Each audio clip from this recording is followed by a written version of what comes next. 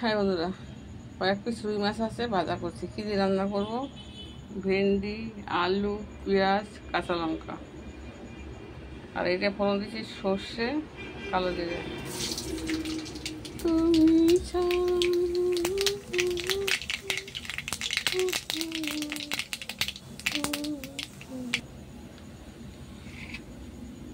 সব একবারে দিলাম।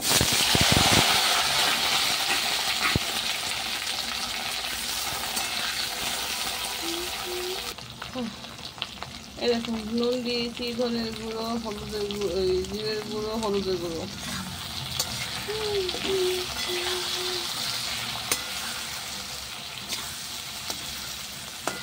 রান্না ভালো লাগে।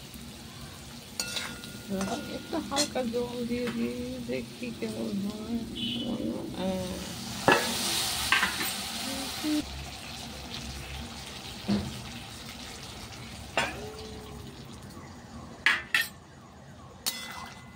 জল দিয়ে দিলাম। এরকম বন্ধুরা, আমার মাছ হয়ে গেছিল। আমি এরকম ভেন্ডি দিয়ে, আলু দিয়ে, পেঁয়াজ দিয়ে আমার মাছের ঝাল চচ্চড়ি হয়ে গেছে।